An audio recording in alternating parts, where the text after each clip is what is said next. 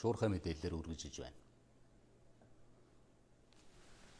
Монголын үндэсний олон нийтийн радио телевизийн ерөнхий захирал оюун дарин 2015 оны 1-р сард тухайн үед эрх барьж байсан Арчилсан намын ерөнхий нарийн бичгийн даргаар ажиллаж байхдаа намынхан тамгигч хүлээлгэн өгөөгүй үедээ Монголын үндэсний олон нийтийн радио телевизэд улс төрийн зорилгоор томилогдсон ирж өнөөх хүртэл ажиллаж байна. Энэ хугацаанд тус байгууллага нь түүхэндээ байгаагүй улс төрчсөн төдийгүй Монголын үндэсний олон нийтийн радио телевизийн өмчийг үнгүй дүүлж уран бүтээлчдийн ажиллах нөхцөлийг доройтууллаа. Улсын их хурлын сонгуульд арж Монголын үндэсний олон нийтийн радио телевиз хэд нэг талыг барьсан зөвхөн эрх баригч Арчилсан намд давуу эрх олгож үйлчилсэн мэдээллийг цацаж байсан нь үзэгчид сонгогчдын эрхийг зөрчсөн үйлдэл байлаа. Эрдэнэ төлөвлөрийн 49%-ийг үнгүүдүүлэх замаар ховчлаад авчихсан тухайн үеийн эрх баригчдын төлөвлөсөн дараагийн байна Монголын үндэсний олон нийтийн радио телевизийн амин сүнс болсон агентлаг байлаа.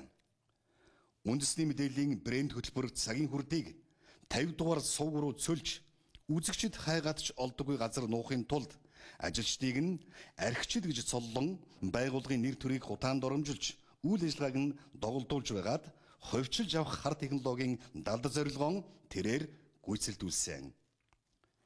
Арчилсан намын ерөнхий нарийн бичгийн даргаар ажиллаж байхдаа Монголын үндэсний олон нийтийн радио телевизийг живж байгаа Титаник гэсэн тэрээр жинхэнэ утгаар нь энэ байгууллагыг живүүллээ. Оюун дарин Монголын үндэсний олон нийтийн радио телевизэд учруулсан балаг санхүүгийн зөрчлүүдээр үргэлжилнэ. Монголын үндэсний олон нийтийн радио телевизийн төв байрны урд жигүүрийн хэсгийг тэр чигт нь хувийн студ продакшнд түрээслэх нэрээр балгас болголоо. Үүний уршгаар Монголын үндэсний олон нийтийн радио телевизийн уран бүтээлчид амьсгалагч зайгүй ажлын байрны хүнд нөхцөлд ажиллаж уран бүтээлэн хийж байна.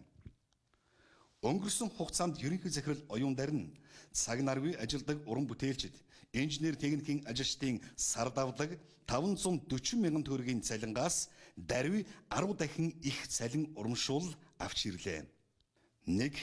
2016 он гэхэд байгууллагын төсөв төлөвлөгөөнд тусгагдаагүй Европын хөлбөмбөгийн аврах шалруулах тэмцээнийг дамжуулахын тулд 580 мянган евро буюу 1 тэрбум 200 сая төгрөгийг үр ашиггүй зарцуулсан. Энэ мөнгийг олохын тулд төрийн банкнд байгууллагын ажилчдын цалингийн дансыг барьцаалан 1 тэрбум төгрөгийг арилжааны банкнаас өндөр хүүтэй зээлж үлдсэн 200 сая төгрөгийг уран бүтээл цалинд зориулагдах сангаас гаргасан байна. 2. Рио 2016 Олимпийн наадмыг дамжуулахын тулд 1 сая Америк доллар буюу 2 тэрбум гаруй төгрөгийг маркетингийн судалгаагүй зарцуулсан учраас өнөөдөр Монголын үндэсний олон нийтийн радио телевиз арилжааны банкнд өндөр хүүтэй өрийг үргэлжлүүлэн төлж байна. Монголын үндэсний олон нийтийн радио телевиз нь Ази номхон далайн орнуудын өргөн нэвтрүүлгийн холбоо ABU-гийн бүрэн эрхт гишүүний хувьд Олимпийн наадмыг дамжуулах эрхийг 1 сая доллароос хэд дахин хямд авах боломж байсан гэж хардах бүрэн үндэслэл бий.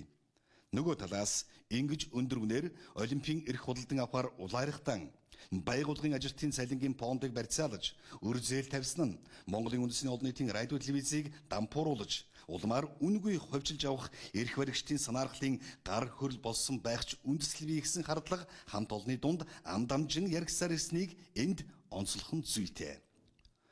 Улсын онц чухал болох объектын үйл ажиллагааны чиглэлийг өөрчилж бар цэнгэний газар болохоор event hall гэгчийг засварлахын тулд 720 сая төгрөгийг зарцуулаад байна. 190 сая төгрөгөөр бартерын гэрээ хийж лед дэлгэц авна гэж хувь компанитай гэрээ байгуулсан. Гэвч тухайн гэрээлсэн лед дэлгэц нь Монголын үндэсний олон нийтийн телевизийн шаардлага хангахгүй гэх үндслээр агуулхад хадгалагдж байна. Энэ ажилд байгууллагаас 40 сая төгрөгийг зарцуулсан санхүүгийн пакт баримт жишээ олон байна. Дээр дурдсанчлан сонгуулийн үеэр хэд нэг талыг барьж ажиллахдаа Риогийн олимпиор мөнгө босгоно гэсэн шалтгаанаар байгууллагад санхүүгийн 2 тусдаа данс хөтлүүлж асар хэмжээний мөнгийг оруулж гаргасан баримтч бий. Дэлхийгээр нэг мөнгө тэнэж явна. Түүнийг олж ирээд байгууллага өөдөн татна гэсэн амлалтыг нь Монголын үндэсний олон нийтийн радио телевизийн жирийн ажилтнууд мартаагүй байна. Тиймээс богино хугацаанд асар их доройдлыг огцом авчирч санхүүгийн ноцтой хохирол учруулсаар байгаа Монголын үндэсний олон нийтийн радио телевизийн ерөнхий захирал оюун дарыг үүрэгт ажилласан чөлөөлөж хариуцлага тооцохыг хамт олонны зүгээс хатуу шаардаж байна. Энэхүү шаардлага Монголын үндэсний олон нийтийн радио телевизийн үндэсний зөвлөл, авилгалтаа тэмцэх газар, улсын их хурлын төрийн байгуулалтын байнгын хороо, өргөдлийн байнгын хороо, засгийн газрын хэрэглэх газар, аудитын ерөнхий газар шалгуулахаар тус хөргүүлснээр мэдэгдэж байна. Монголын үндэсний олон нийтийн радио телевизийн үндэсний зөвлөл энэ шаардлагыг яаралтай хэлэлцсэн ерөнхий захирал оюун дарыг нэн даруй үүрэгт ажиллаас нь чөлөөлөхгүй бол хамт олонны зүгээс тэмцлийн хурцлахаан анхааруулж байна. Монголын үндэсний олон нийтийн радио телевизийн ажлагчдын төр хороо.